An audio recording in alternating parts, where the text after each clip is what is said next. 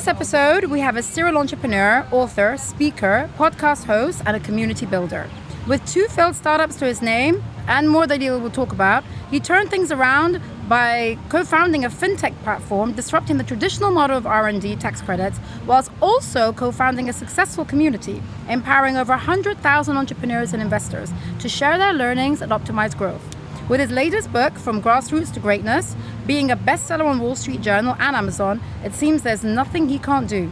A family man, a health enthusiast, an industry disruptor, and an all-round gentleman. Lloyd, welcome to the FabDXC podcast. Love your energy. You bring out the energy that you give out. Look at the goosebumps, dude. I'm not joking with you. And you had all the unicorn porn buzzwords to describe me, so I love that even more. I love it. So look, from my side, I've been excited to get you on this podcast because I know you have so much insight and raw truth that you want to share. And this is the platform, dude. Do it. Share it, spill it. Let's get the information out there and just shake some feathers. Yeah, let's do it. All right.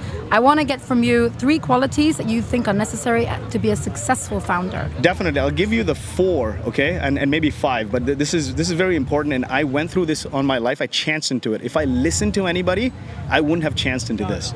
The first one is it's neither the destination nor the journey, but your companions matter the most. I call them the C's. Oh, nice. The C's. My first C is your companions. You become the average of the people you surround yourself with.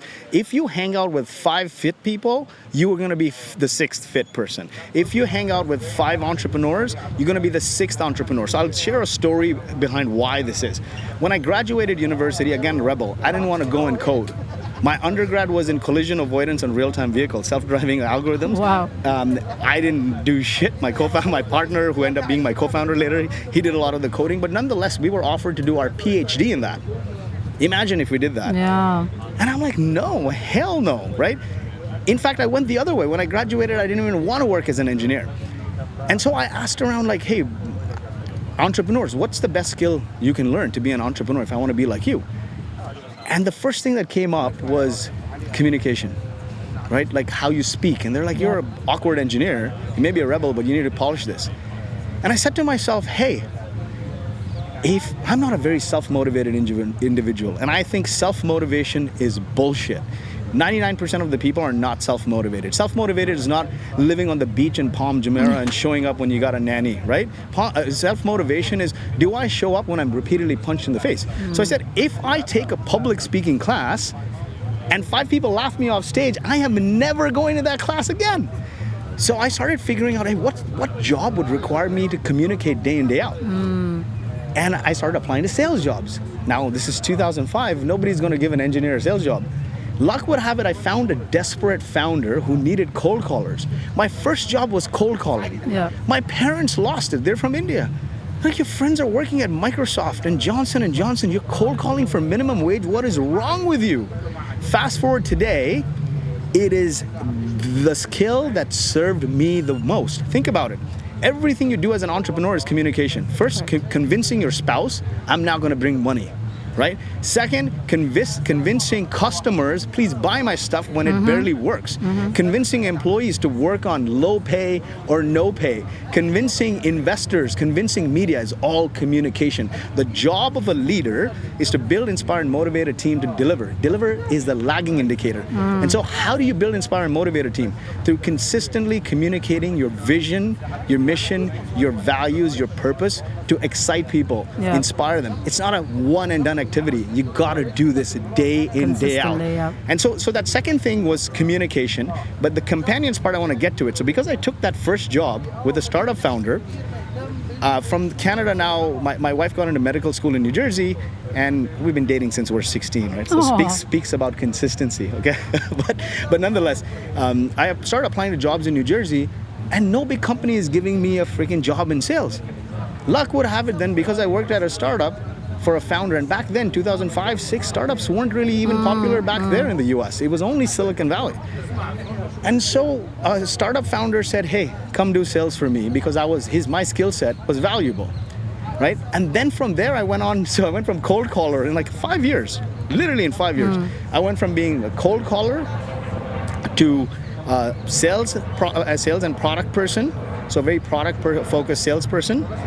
working at an early startup, because now you're talking to customers, there's no product, so you got to figure out what to build, you got to wireframe, UX, bringing all your knowledge, to being VP of sales and marketing. And then I became a founder. So what does that tell you? I worked directly for 3 founders. And when my best friend from university asked me, I have this idea, let's do something, I jumped at the opportunity because that was my environment. That's all I freaking knew. So your companions mattered the most. You could be on a shitty journey on the way to hell, because I was on the highway of death, going on a rickety bus from Kuwait to Baghdad to Jordan. And everyone in the bus, the adults, they had lost their homes. They didn't know if we were going to live or die. We were in refugee camps. They were all laughing and singing and playing the guitar.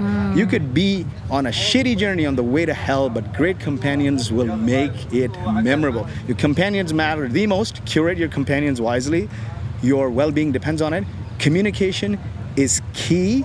The other thing is creation. Everything you do, whether it's creating content, as an early founder, everything you learn, you got to create and turn into playbooks. That's how you scale. Creating a playbook is creation. Creating a product, physical or digital, is creation. Learn to create. I don't care what you create today. Take the time from your day-to-day and create something, whether it's content, whether it's digital products, whether it's physical products, whether it's music. Get into the habit of creation. Beautiful. The 4th one is commerce, and I didn't know the value of this, but we are not taught about commerce, like how money plays with each other. No. If you don't make money, you don't have a business. So learn everything about commerce, and that comes with selling, buying, making money, profitability, taxation, fundraising. Learn everything you can, because these are things that you can easily learn today. It's all on socials, right? Yeah. But learn about it, learn to transact.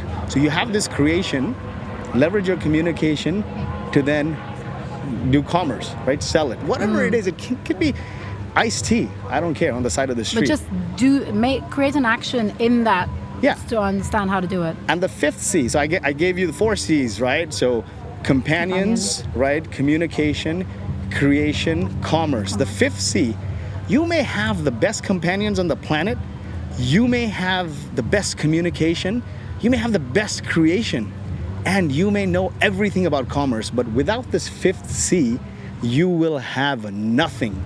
And that 5th C is consistency. Consistency is the secret ingredient that turns small actions into big outcomes.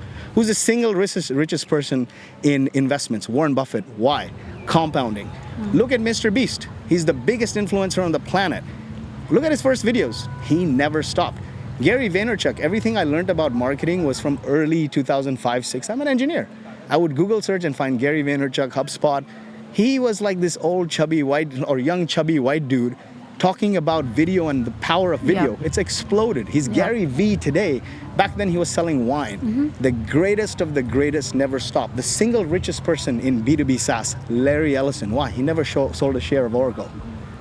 So think about that. Companions, communication, creation, commerce, and consistency. Focus on these 5 C's.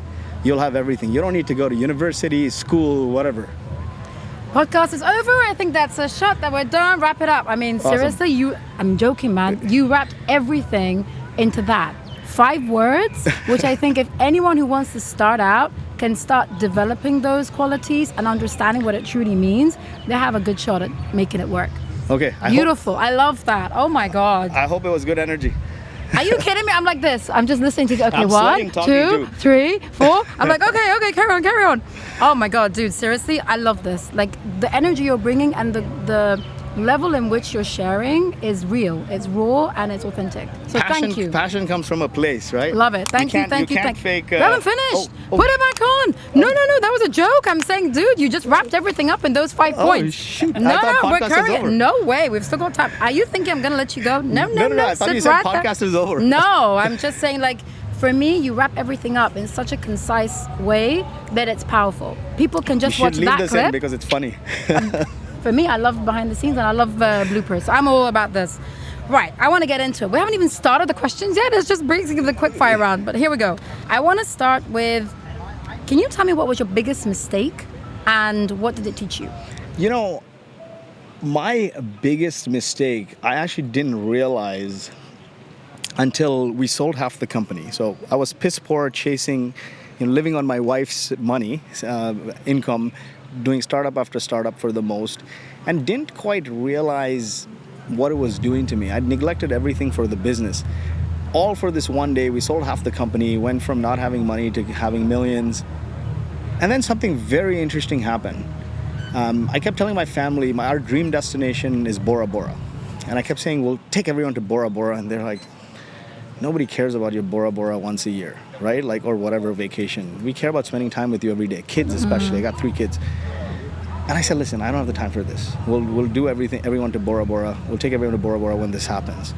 The deal happened, and the Bora Bora trip never happened because I almost died of COVID. Oh. I was hospitalized. Wow, I didn't know that. Bilateral COVID pneumonia. And my wife's a physician at Stanford, and she wasn't allowed to see me. That's how serious the COVID times it was, 21 January. And now there's a 24/7 Zoom setup, and all I can hear is my parents, my wife, everyone's crying. Right? And my wife's pretty strong because she's an ER physician. And I'm like thinking to myself, what have I done? If I die today, this money is going to my kids who barely know me. I spent all my life chasing society's definition of success, and I wasn't proactive with my own health and my own relationships. And that probably is my biggest regret. When you die, your biggest regret is not going to be, I didn't chase this dream, or I didn't chase this money. Your biggest regret is going to be, what did I do to cause me to go so early? And did I do right by the people who love me? And that was my biggest regret. And that was a big reason why we left San Francisco and moved to Dubai.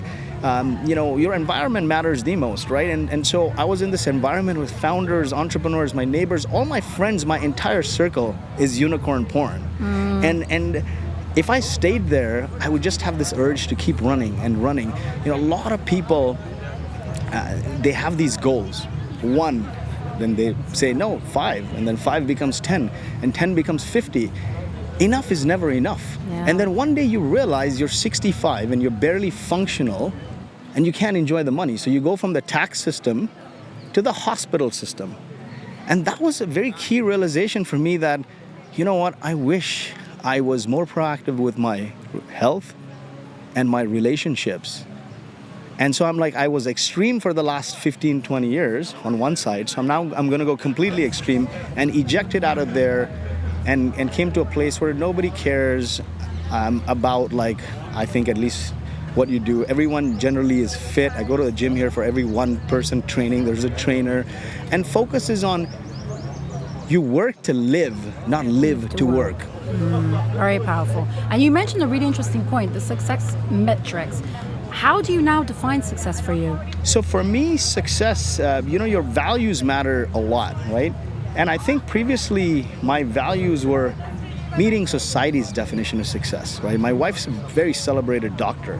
She got into medical school in second year of undergrad without MCAT, Stanford. I was a bumbling idiot, right? Like, didn't finish high school, finagled into engineering, then went into startups. So her parents, both her parents are Indian, like from heritage, although we grew up in the West, they never saw me as being fit, right? Like a fit person. And so I was always chasing that definition of success because I'm like, you told me that I need to be a doctor or like a celebrated engineer, but really like in the US, the doctor is the epitome of how much money you can make. So it's like, if you want to be a safe bet, money maker, be a doctor. Yeah. And so you told me I'm not educated enough. So I'm like, I'm going to smash the game so hard that even a doctor's pay can't come close to what I'll do. So the only way to swing that way is to then be an entrepreneur. But you will fail repeatedly. We worked on an AI chatbot in 2013, ahead of its time, failed. AI sales assistant 2015, burned through 6 million, failed. To pay the bills, started an events company. Co-founder ran away with $250,000 in profits after suing his ass. What he paid back in installments after we paid the lawyers were like, literally, I couldn't even feel the money hit. Those kinds of things, right? But just kept pushing and pushing and pushing. It neglected everything. Every vacation, every holiday, I'm on my laptop because this one thing, he will never amount to anything. You made the wrong decision marrying this guy. So you had a point to prove. You had something to say, this is why she's choosing me, and this is why you should accept me. So it was a level of, you needed his acceptance, but not, sometimes it is just as simple as that. Like, you needed to tell him, I am worth it. It's almost all entrepreneurs. And it wasn't so much that it hit my wife, but it hit my mom a lot, because my mom never went to work, right? She stayed at home to raise me and my sister. And my mom asked me one day, and I'll never forget it, in 2008, what they say about you, is it right? Did I make a mistake giving up my career to raise you? Did I do the wrong thing? That hit me so hard, Vary. I never stopped, because my wife and my mom are the two closest people to me. When she said that, I just never stopped. I didn't care about the pain, anything. Like, nothing mattered. I'm like, you know what? I'm going to prove this wrong. And you know what's funny is, when we sold half the company, came into money, I immediately got COVID and I almost died, and like, everything became a lull, and then I left the day-to-day of the business, spend time with family. And so it didn't feel like a celebratory moment for me. I didn't feel like I checked that box. That's why I wrote the book, because I'm like, you know what? You can say I got lucky with money, because during COVID, during the pandemic, deals were happening, right? COVID boom. Sure, yeah. But making a book a Wall Street Journal bestseller is not by luck. And so I went on that journey a lot to sort of society's definition of success, right? This is what success is. Well, I'm going to 10x that, right? And so then you will never have any questions. But then, as a function of chasing that, I destroyed myself emotionally, mentally. My identity became tied to my company. And this is why a lot of people say, oh, you don't go out to startup events. And because I did that for so long that my identity became a part of my company. And so when I left the day-to-day, I had a double whammy here. I didn't really build the relationship at home, and I left my tribe. So I got depressed mentally. I got overweight. Like, there's a lot of things I went through emotionally as a founder who ties his identity to the company. And so now when I look back, I say balance, right? When I say meaning, I don't believe in the term work-life balance. I believe in work-life integrated. And so prioritize the things that bring you joy, because if you don't, in downtimes, you will face plant hard. Yeah, I think you've hit so many different elements which speak to me. They resonate with me, that your success metrics, I think they should be personal to you. Don't follow what society tells you to be successful, and it shouldn't be, money should not be the end goal. Definitely some VCs, right? So think about it. Let me break this down for you, because a lot of people don't say this, but I'm an angel investor in 18 startups. I'm an LP in 10 venture capital funds in US and Canada. And I'm a bootstrap founder that now sold half the company to a private equity firm. So I have all the gamuts here. And I can say this because I personally put my money across 10 funds and 18 startups. So I feel the pain, right? VCs, the goal is to maximize return to their LPs. Correct. If a VC starts doing portfolio theory and says, oh, this company will return 50 and this will return 100, and if a VC doesn't show me an outsized return, you know what's going to happen? I'm never going to invest in that fund, right? Why would I invest in a VC who's not giving me outsized returns when I can just put it in the S&P 500 or an index fund? The S&P 500, I think, is like 20%. The tech portfolio of the index fund is like up 40%. And if you look at your money across a 10-year time horizon, that will always return, right? It's consistent, at least 10%. This is a lottery ticket. Yeah. So why would I buy your lottery ticket if you can't generate me an outsized return with some level, right? And so they got to optimize for one thing only. And that one thing is, can you triple, double? Can you keep growing, right? That's what they care about. That's what they want to return. If you care about something else, better believe that building a venture scale company is not a joke. You got to put a lot on the back burner, and you got to be able to sustain. It's running a freaking double, triple, quadruple marathon. There's nothing harder than building a venture scale, because think about it. When you do a bootstrap company, it's two founders with each other. It's hard, of course, because you don't have money. Yep. But there's other complexities when you bring on a VC partner on your board. And now all of a sudden the decision is in your court, but they've put a lot of money, so you feel like this obligation if you're not an experienced founder. And and then you've got this money and you have this, should I spend it? It's just, it makes it a lot harder, and then you're not hitting the metrics. You know what a lot of startup founders do, because I get pitched all the time. is they pitch you on this vision. And, sometimes you wonder, founder or fraudster, right? Ooh. Right? Like you wonder because they pitch you this vision.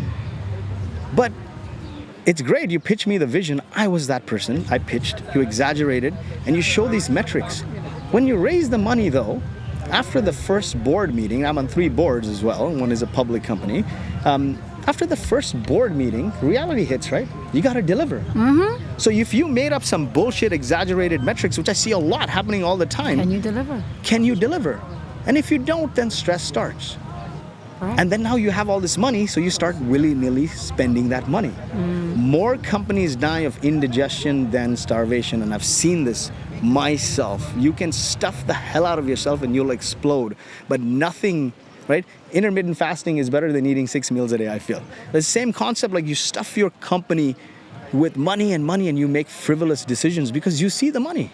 So you got to spend it. Yeah. If you had infinite money in your bank account, you wouldn't even think about $100,000 decisions. Small change. Right. But constraints lead to creativity. If I give you 10 minutes to do something important, you will crush it. Right? There's this concept, what is called Parkinson's law. You consume the whole thing that's needed to deliver the outcome. Yeah. So if I tell you, here's $10 million to deliver that, you'll use the $10 million because then you'll raise the next round. If I give you 1 million, you'll use it. If I give you no money and your life depends on it, you will be more creative and you'll still do it. It's completely correct in terms of it's more about focusing and aligning with what it is you want to create. And it's like I was very bad at time management, so I had to learn the Pomodore effect, which was you give yourself that 20 minutes, and then that 20 minutes you do nothing else. You don't go on your phone, you don't have conversations, you focus to deliver whatever that task is. You finish, you take a break, and you have very timed process. So during very specific time frames, you focus. It's the same concept. When you have a clear outline of what you want to create, that clarity gives you the focus, the direction, and the motivation to do it, even through the hard time. Money destroys focus a lot of the times. Money makes it easy to make frivolous decisions because it's there. Money makes conversations like, but we got this money, why aren't we trying this? And I'll give you like a framework on how to think about this in terms of a startup, right? You wanna just look at your startup in time horizons. Startups are built in phases. It's not like let's just slap everything together. And when you're struggling, you don't realize this. When you've seen some success, you pontificate and look back, oh, it was a framework. And for me, everything's in frameworks of 4 and 5. But phase 1 is validation. I have an idea. Let's say most startups in the Middle East over here maybe are B2B or B2C, regardless. I have an idea. You need to validate it. I don't care about your website, your social following, nothing. Can you validate this? What does validation mean? Did you identify an ideal customer profile? Do you identify a pain point for them? And how do you validate if there is a pain point for that ICP? You have a few people to pay you to try it out. You don't need a product. Like let's say you were doing a delivery service. Well, if 10 people paid you to try it out, then do the delivery manually. Get on a bike and deliver it yourself. If 10 people pay you to try it out, then 100 will, right? Now, after validation, you got another phase, product market fit. Now, let me break it down. A lot of people say a lot of things about product market fit. To me, product market fit, if you want to be capital efficient, is do the customers who pay me still continue to use me? Retention. The goal of product market fit is retention. So the leading indicator of retention is engagement. Are they using the product? Not like, okay, I sign up for Cream Plus, but I never use it. End of the year, I'm going to cancel that subscription, right? Or I sign up for a SaaS service because it's cheap, and then never use it. What's going to happen? I'm going to cancel. Right. So the leading indicator, look at your business as leading indicator. So the leading indicator of retention is engagement. And the worst is jamming users who are not engaged. It's like, feels so good. I got users. And I see this here all the time. But it's empty calories. If you're growing users who are not engaged in your product, you're just burning yourself. You're lying to yourself. And so if you go back to validation, what is the leading indicator? Are people talking to you about this problem? Can I getting easily 100 conversations, etc.? And lagging indicator, can I get 5 to 10 people to pay me to try it out? Even in the shittiest form. It's like, okay, I'm going to get on a bike and deliver packages. The next phase after product market fit is product channel fit or go-to-market fit. What does go-to-market fit mean? It means, do I have one repeatable, scalable way to acquire customers? Nothing else, right? Like, At product market fit, you're not trying 100 things, because think about it. If you jam tens of thousands of dollars on ads for a product that people churn from, what are you doing? You're burning your money, aren't you? It looks good in board meetings. Oh, it went up and up. And you know what you'll do? Is you'll just, if you have unwise or unsophisticated investors, they will just see your top line growth and not look at the churn, right? You're churning users to fill the churn. You're just filling the churn. So don't do that. Get to product market fit where you have 100% or near 100% retention. Then figure out a repeatable channel to grow. And you know, the founder's journey here also, at validation, you're not a CEO. Don't freaking tell me you're a CEO, president, whatever. I don't care. You're an individual contributor. I don't care that you can hire 5 people. I'm not giving you my money to hire 5 people. Can you do this yourself? What's your one superpower? Can you go and acquire customers? Can you build a product? What can you do, right? At product market fit, you graduate from being an individual contributor to being a manager. Don't tell me you're a CEO. Come on. I don't want you to turn into a CEO. At the end of the day. Yeah, because CEO, C-suite, they focus on strategy. I want to see you execute. Can you hire people? Can you motivate them to deliver the outcome? At product channel fit or go-to-market fit, you still don't become a C-suite. You're a VP. You need to nail that focus. You don't tell me I'm going to hire a VP marketing and call it a day, and I'll sit here doing whatever. Your job, your whole company's job, once you have product market fit, is to figure out one repeatable, scalable channel to acquire customers. If you don't, how are you going to sustainably grow? Now you're at a point of scale. You have one kind of customer from validation coming through one channel, coming for one product. Perfect. Now you can become a C-suite. Hire a coin-operated team to run that playbook. More customers coming for the same product, right, through the same channel. And you, what you do at scale is go back to being a founder. I think a founder and a CEO, those titles, are like oxymorons. It's like saying CTO and Chief Luddite. A job of a CEO is to stabilize a company. A job of a founder is to inject new risk in a company. You know why? Without risk, you will not build a hyper-growth company. So at scale stage, you go back to your founder roots. Figure out, how do you scale? Figure out a new market. Figure out a new channel. Figure out a new product. And then you repeat it. And every company that's got to 100 million in revenue, whether that's Kareem or HubSpot or Twilio, en route to 50, they have multiple products, right? Can I build a second product to the same customer base that's larger? Can I figure out a new channel and smash it, right? Can I figure new geography? That's your job at scale. And if you stay focused on the stage, at validation, I don't care how fancy your website is or how many followers you have. At product market fit, I don't care if you're raising money or not, or like, I care about people are sticking around, right? At product channel fit, I don't care you're looking at internationalization. Why are you going international when you haven't figured out how to get more of the same kind of customers that are paying you here? And then at scale, okay, then let's be methodical and let's look after new channel, new product, new market. Lloyd. I knew this was going to be taking me to other areas where my mind is just going to be like, oh my God, I have 20 other questions to ask you. But we've come to the point where I have to wrap up. Let's do it. And I'm like, no, I want to carry on. We'll do second. If I said a teaser. Yeah. I need a good hour of your time, huh? You know, I'll tell you something. When the world goes buffet, you got to go Michelin star. You go to a Michelin star restaurant, it serves you just enough, and you're like, I want to come back for more. And then you go to a dozen brunches here, like in Dubai, and like, I'm so stuffed. I don't want to go again. Correct. So let's keep this the Michelin star experience. Done. Thank you for giving me your time. Thank you for sharing your insights. Thank you for just bringing your energy and your realness. I appreciate you. Awesome. Thank you guys for tuning in. Oh my God, there is going to be so much more from this guy. There will be things where you will learn from him that you didn't even think was possible. So I'm going to connect you to him, giving your social links and everything. Thank you, Lloyd. Thank you for tuning in. There's going to be more coming up, so hang in there. Love and peace, folks. Take care. Thank you, Lloyd.